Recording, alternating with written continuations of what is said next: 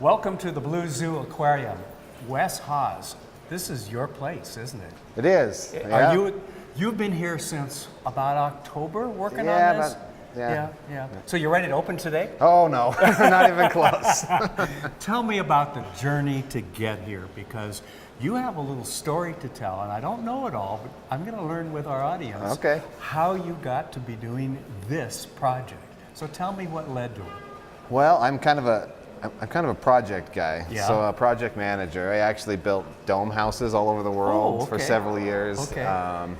I ran a farming operation in Ethiopia. Oh, wow. So I'm kind of just a project guy at heart. No kidding, no kidding. So, far and wide. Yeah. So, and kind of how it turned into this was in 2010, I was running that farming operation in Ethiopia. Okay. And I was attacked by a villager over there. Oh no. Yeah.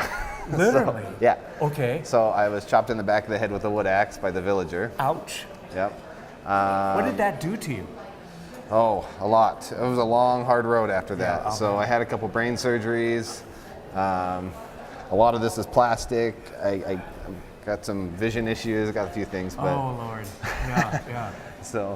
So how did aquariums and fish and all of that enter into the picture? So it was probably between 2 and 3 years where I really didn't do a whole lot, and I was kind of in rough shape. Yes. Just trying to survive. Yeah. But I'm a pretty driven guy to begin with, and then I went to nothing for all these years. Yeah. And it was really interesting because while I was home recovering, I got a fish tank, saltwater fish tank. Okay. All right. And that fish tank changed everything for me. Okay. It really did.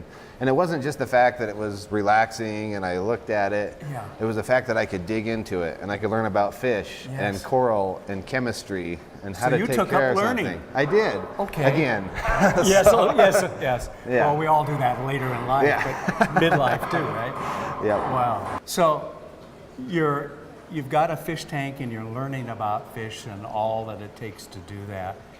But how did you jump from that into building an aquarium here in Spokane, Washington? Well, it went from that fish tank to, okay, now what am I going to do with the rest of my life, right? Okay. How am I going to support my family? What am I going to do? Yes. So I actually started a business, started out small, where I took care of fish tanks in doctors' offices, hospitals. Sure.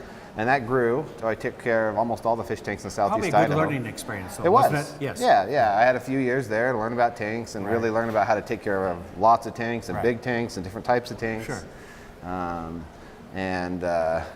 Then I got the opportunity in Idaho Falls, Southeast Idaho. Okay. Yes. There was a guy that wanted to build a public aquarium. Okay. So I kind of jumped on board with him. Yes. And helped him, get the building and do the project side of it. Okay. And we built that one out, and it's been open about 1.5 years now.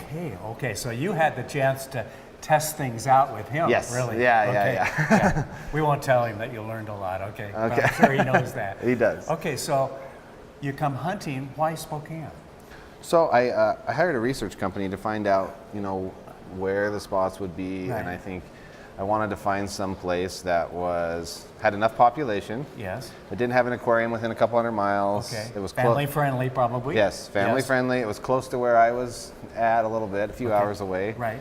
And Spokane's just a really good market in general. It's known for business to be a good test market. Right. Because there's such a variety of different type of people. McDonald's and others have done a lot of testing here. They do. Yes. Because if it works here, it works anywhere. Right? So, let's hope so. Let's hope that's so. the theory anyway, right? Yeah. So you came hunting, you went fishing, maybe it would be. Fishing. Yes, went fishing, found this site and started in October, November. Yep. And here we are in May as we do this. And you're not open yet, but you're going to open in a couple of months, right? Yes. Okay. Yep. And what will it be like? Describe for folks as we show them what it's like to walk through, what some of the tanks are going to be. So some people see the sign when they're walking through the mall, and it just looks like, they're just putting in a fish tank. Yes. Because we all know what that looks like. Right. But really, it's everything that a public aquarium has in a compact form. Okay. So 40 years ago, we weren't able to do stuff like this because of technology, like the technology of filtration and LED lighting and all of this other stuff. Yes, it's really changed. It's totally changed. Right. Which means you can take a big tank and put it in a smaller space. Yes. Because the filter requirements and everything is a lot less. Right. So it's a new concept to be able to take this big of aquarium and put it in a smaller space. Okay. And another big part of that is the interaction. Yes. With the kids. And that's going to be key, is the kids Yes. get to walk around, and as I'm walking through getting the tour a little earlier, I'm thinking not of my kids, because my youngest is 38, okay? But I'm thinking of my grandkids, who will absolutely love it, from about age 5 to 19. And this is really for them and the families, right? It is. Yeah. It's all about educating and inspiring children. Yeah. There's a lot of people around here that it can't get to the ocean. No, or will never get to the ocean. And I loved your comment earlier, before we started this, that you're going to talk about things of what happens in Spokane affects the ocean. Yes. What will that be like? What are you talking about? Explain a little bit of that. You know, I think sometimes we have a disconnect when they say, because it's over there. yeah, something's happening over there, something's going wrong over there, or whatever. It's them. Yeah, but water is life, right? Yes. And so whatever happens to the water here, it eventually ends up there. gets there. It does. Yes, it does. Yes, it does. Yeah. And the city of Spokane has done some amazing stuff. Yes. It really leads the nation in a lot of ways. And there's a lot of these projects about water and rainwater and all this stuff to keep it from getting into the ocean. And I think that's a good message to get across. So it's fun to come in, but it'll be educational as well. Oh, absolutely. Which I think parents and homeschoolers and others would love as well. I hope you get schools coming through. Oh, yeah. We have thousands of kids in our other location. Right. Yeah. Tell me about, okay, so you opened this summer sometime in July or August, but it's May.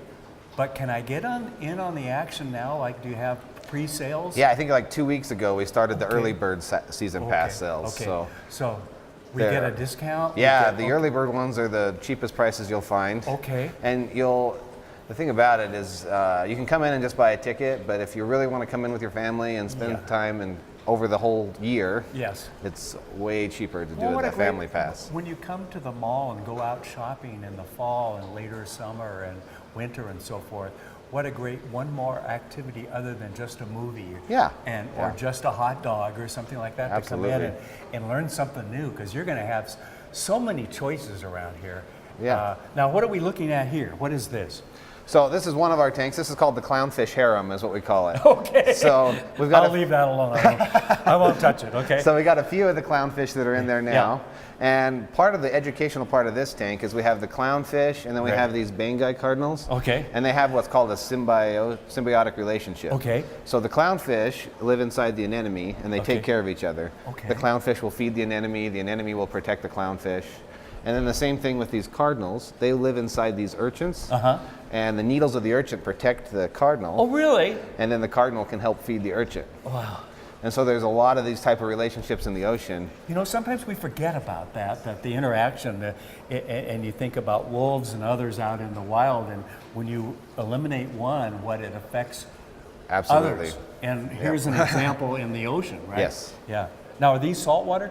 Yes. Okay. So this is, there's lots of saltwater exhibits. The other side of the aquarium has some freshwater exhibits. Okay. Okay. So you can be fresh over there. Yes. Okay. Okay. This is fun. These are pretty little. These are so small. Are those the normal size, or are they just little ones? You know, these are probably on the baby side, but these don't get very big. They get like 2 inches. Okay. We have a lot of exhibits where they're going to get really big. Yeah. Like we have the 20,000 gallon shark tank. Ooh, okay. Now, how big will the sharks be? They'll start out between 3 and 4 feet. Okay. They'll start out at 3 or 4 feet. Yes. Okay, that's like that. Yeah. Okay. And then they'll get to about 6 feet, 200 pounds. Really? Okay. So if we have grandkids that are not behaving, we can feed them to the sharks? Absolutely. Okay. Yeah. I just as long want as you that sign on, the waiver. Okay, I want it on tape so I can show them. Okay. Okay. You guys are going to behave yourselves. Let's use what we can, right? What else about this is so unique? I think it's the interaction part. Okay. When we say interaction, people don't really know what that means because it's so new. And it's not just looking. No.